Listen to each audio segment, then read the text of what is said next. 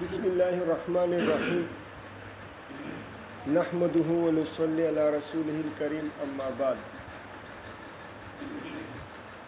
باب فی الرجل یستاک بسواک غیرہ۔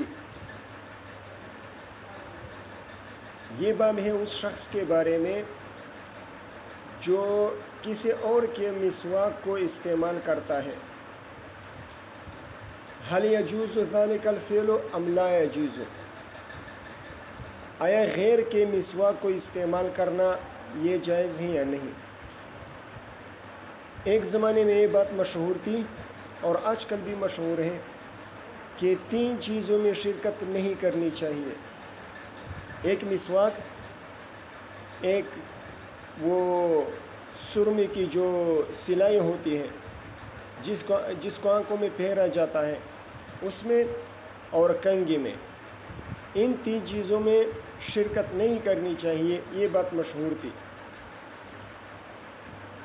تو اس بات کی تردید کے لیے امام ابو داؤد رحمہ اللہ نے اس ترجمہ کو قائم فرمایا ہے کہ اگر صراحتاً یا دلالتاً اجازت ہو تو پھر دوسری کی چیز کو استعمال کیا جا سکتا ہے۔ مسواک کو بھی اگر جس کی مسواک ہے اس کی طرف سے اگر صراحتاً یا دلالتاً اجازت ہو تو مسواک کو بھی استعمال کیا جا سکتا ہے۔ اس میں کوئی قباحت والی یا کوئی کراہت والی کوئی بات اس میں نہیں ہے۔ بسند المتصل منا الى الامام ابی داود سلیمان بن الاشعث السجستانی رحمہ اللہ تعالی ومتعنا بعلومه وبرکاته انه قال حدثنا محمد بن عیسى قال حدثنا عنبسة بن عبد الواحد عن هشام بن عروة عن أبيه عن عائشة رضي الله تعالى عنها وعنهم قالت كان رسول الله صلى الله عليه وسلم يستن استنانا، یہ استیاق کے معنی میں ہے۔ استنان بمانے استیاق کے ہیں، استیاق، اور استیاق کہتے ہیں دلق السنان بما یجلوها، دلق السنان بما یجلوها، دانتوں کو رگڑنا ایسی چیز کے ساتھ جو دانتوں میں چمک پیدا کر دے، جو دانتوں میں صفائی پیدا کر دے اور اصفرار کو ختم کر دے۔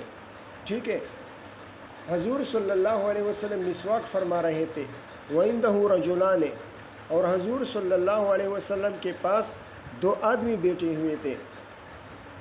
أَحَدُهُمَا أَكْثَرُ مِنَ الْآخَرِ، ان میں سے ایک دوسرے سے بڑا تھا۔ اکثر بمانے اکبروں کے ہیں، ان دونوں میں سے ایک عمر میں یا فضیلت میں، علمی فضیلت وغیرہ میں وہ بڑا تھا دوسرے کے مقابلے میں۔ فَأُوحِيَ إِلَيْهِ فِي فَضْلِ السِّوَاكِ، حضور صلی اللہ علیہ وسلم کو مسواک کی فضیلت کے بارے میں وحی کی گئی۔ ان کبر، ان یہ مفسرہ ہے ای کی طرح، اور قرآن مجید میں بھی اس کا استعمال ہوا ہے۔ فَأَوْحَى إِلَيْهِ أَنِ اصْنَعِ الْفُلْكَ، فَأَوْحَى إِلَيْهِ أَنِ اصْنَعِ الْفُلْكَ، تو یہاں پر ان جو ہے یہ تفسیریہ ہے۔ وَنُودُوا أَن تِلْكُمُ الْجَنَّةُ أُورِثْتُمُوهَا، ٹھیک ہے۔ فَأُوحِيَ إِلَيْهِ فِي فَضْلِ السِّوَاكِ أَن كَبِّرْ، یہ موحى به ہے۔ کبر کیا ہے؟ موحى به ہے، یعنی قدم الکبیرہ، بڑے کو مقدم کر دیجئے۔ یہ صورتحال ظاہر حدیث سے یہ معلوم ہوتی ہے کہ حضور صلی اللہ علیہ وسلم، یہ دونوں آدمی جو تھے یہ حضور صلی اللہ علیہ وسلم کے ایک طرف تھے، یا یوں کہیں کہ جانب یسار میں تھے۔ تو حضور صلی اللہ علیہ وسلم اقرب کو دینا چاہتے تھے، لیکن اللہ تعالیٰ نے وہی فرما دی کہ اقرب کو نہ دے بلکہ اکبر کو دے دے۔ اقرب کو نہ دے بلکہ کس کو دے؟ اکبر کو دے دے۔ اب یہاں پر 2 طرح کی روایتیں آپ کو ملیں گی۔ حضرت ابن عباس رضی اللہ تعالیٰ عنہما کی روایت ہے، غالباً مشکات وغیرہ کتابوں میں ہے کہ پانی کا ایک پیالہ لایا گیا تو آپ صلی اللہ علیہ وسلم نے یمین سے شروع فرمایا. تقسیم کس سے شروع فرمائی؟ یمین سے، دائیں طرف سے شروع فرمائی. تو اس پانی کے پیالے، یہ دودھ کے پیالے والے دودھ کا پیالہ لایا گیا تھا، تو حضور صلی اللہ علیہ وسلم نے کچھ خود نوش فرمایا اور باقی جو ہے جو جانب یمین میں جو حضرات بیٹھے ہوئے تھے تو ان کو دے دیا. تو اس حدیث سے یہ معلوم ہوتا ہے کہ جانب یمین کو ترجیح حاصل ہے جانب یسار کے مقابلے میں. اور یہاں کبیر کا لفظ آیا ہے، یعنی یہاں پر اس روایت سے یہ معلوم ہوتا ہے کہ اصغر کے مقابلے میں اکبر کو ترجیح ہے. اور وہ دودھ کے پیالے والی روایت سے کیا معلوم ہوتا ہے کہ ایسر کے مقابلے میں ایمن کو ترجیح حاصل ہے. تو علماء کرام نے اس بارے میں تطبیق کا یہ طریقے اختیار فرمائے ہیں کہ کبیر والی جو روایت ہے یہ اس صورت کے بارے میں ہے کہ لوگ غیر مرتب انداز میں بیٹھے ہوئے ہوں، غیر مرتب انداز میں بیٹھے ہوئے ہوں، یعنی سارے کے سارے حضرات وہ ایک جانب میں بیٹھے ہوئے ہوں، اور یمین و یسار کا تمیز جو ہے نا، یمین اور یسار کی تمیز یہ مشکل ہو رہی ہو تو پھر اس صورت میں اکبر کو ترجیح حاصل ہوگی.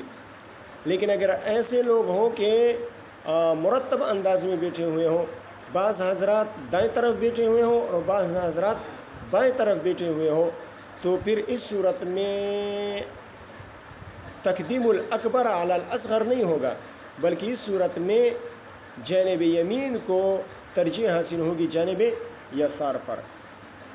بات سمجھ میں آ گئی؟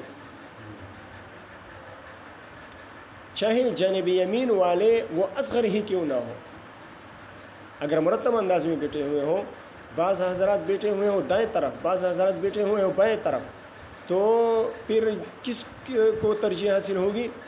جانب یمین کو ترجیح حاصل ہوگی جانب یسار پر.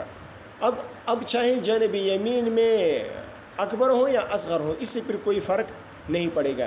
اس لیے کہ اسی طرح کے بھی واقعہ پیش آئے ہیں، جیسے کہ حضرت ابن عباس رضی اللہ تعالیٰ عنہما کی روایت ہے کہ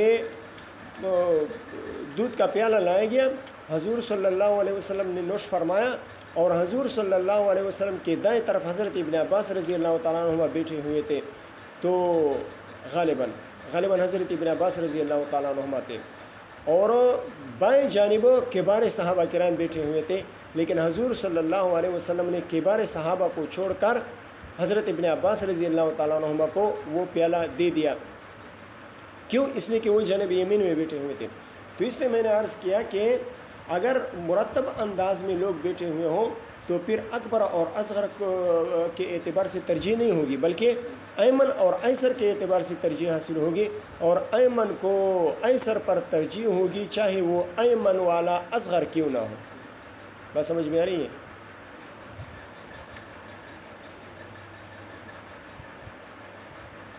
کبیر کا کیا معنی؟ آتی سوا کا اکبر ہوما، آتی سوا کا اکبر ہوما، ان دونوں میں سے جو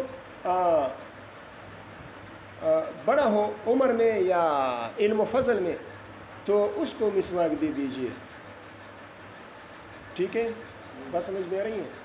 حضرت ابن عمر رضی اللہ تعالیٰ عنہ فرماتے کہ حضور صلی اللہ علیہ وسلم نے فرمایا کہ میں نے اپنے آپ کو خواب میں دیکھا کہ میں مسواک کر رہا ہوں، تو میرے پاس دو آدمی آئے، ان دونوں میں سے ایک دوسرے سے بڑا تھا، تو میں نے چھوٹے کو مسواک دینا چاہا تو مجھ سے کہا گیا کہ بڑے کو مسواک دے دیجئے، تو میں نے بڑے کو مسواک دے دی. بات سمجھ میں آ گئی؟ بخاری اور مسلم میں یہ روایت آئی ہے.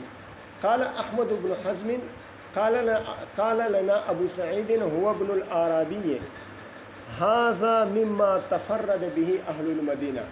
دیکھیں یہاں پر متن میں یہ سند میں ایک لطیف نقطے کی طرف اشارہ کیا گیا ہے. آپ حضرات پڑھ چکے ہیں، یہ جو ہم ابو داؤد پڑھ رہے ہیں یہ کس کا نسخہ ہے؟ لؤلؤی کا نسخہ ہے. امام ابو داؤد رحمہ اللہ کے شاگرد لؤلؤی کا نسخہ ہے. ایک اور نسخہ ہے، اس کو نسخہ آرابی کہا جاتا ہے، ابن العرابی، نسخہ ابن العرابی کہا جاتا ہے. تو حضرت احمد بن حزم رحمہ اللہ فرماتے ہیں کہ ہم سے ہمارے استاد ابو سعید ابن العرابی نے ہم سے کہا کہ اس حدیث کی سند میں مزے کی بات یہ ہے کہ اس سند کے سارے راوی وہ مدینہ منورہ کے رہنے والے ہیں. ٹھیک ہے. قال احمد بن حزم قال لنا ابو سعید هو ابن العرابی هذا، یہ اس حدیث کی جو سند ہے مما ان سندوں میں سے ہے تفرد به اہل المدینہ، کہ جن کے ساتھ اہل مدینہ متفرد ہیں، یعنی سارے کے سارے راوی مدینہ منورہ کے رہنے والے ہیں. ٹھیک ہے. باب غسل السواک. امام ابو داؤد رحمہ اللہ نے اس بات کو تو ثابت کر دیا کہ غیر کے مسواک کو استعمال کرنا جائز ہے، اس میں کوئی کراہت وغیرہ نہیں ہے، اس لیے کہ حضور صلی اللہ علیہ وسلم خود بھی دینا چاہتے تھے لیکن چھوٹے کو دینا چاہتے تھے. تو خود دینا چاہتے تھے تو اس سے بھی معلوم ہوتا کہ غیر کے مسواک کو استعمال کرنا جائز ہے. اور وہی کی گئی کہ بڑے کو دے دے، تو وہی کسی بھی اس کی تائید ہوتی ہے کہ اگر یہ وہی حالت بیداری میں ہو تب بھی وہی ہے، اور اگر یہ وہی منع میں ہو تو حضور صلی اللہ علیہ وسلم کا خواب بھی ایک قسم کا وہی کا درجہ رکھتا ہے. ٹھیک ہے. تو وہی سے بھی اس کی تائید ہوتی ہے کہ غیر کے مسواک کو استعمال کرنا جائز ہے. اب رہی یہ بات کہ غیر کے مسواک کو جب آپ استعمال کریں تو آیا دھو کر استعمال کریں یا استعمال کر کے بعد میں دھو لیں؟ پہلے دھو کر پھر استعمال کر دیں یا پہلے استعمال کر کے بعد میں دھو لیں؟ تو اس سلسلے میں امام ابو داؤد رحمہ اللہ نے یہ دوسرا ترجمہ قائم فرمایا کہ اگر دوسرے کے مسواک کو استعمال کرنا چاہیں تو پہلے دھو لیں پھر استعمال کر لیں، اور استعمال کے بعد پھر دوبارہ دھو لیں. باب غسل السواک. وبه قال حدثنا محمد بن بشار قال حدثنا محمد بن عبد الآلاء اچھا وبه قال حدثنا محمد بن بشار قال حدثنا محمد بن عبد الله الأنصاري قال حدثنا عنبسة بن سعيد الكوفي الحاسب قال حدثنا شريك عن عائشة رضي الله تعالى عنها وعنهم أنها قالت، حضرت عائشہ رضی اللہ تعالیٰ عنہ فرماتی ہیں کان نبی اللہ صلی اللہ علیہ وسلم یستاکو، حضور صلی اللہ علیہ وسلم مسواک فرمایا کرتے تھے. فیوتینی السواکا، تو وہ مجھے مسواک دے دیتے تھے. لأغسلہ، تاکہ میں اس کو دھو لوں، دھونے کے لیے مسواک مجھے دے دیتے تھے.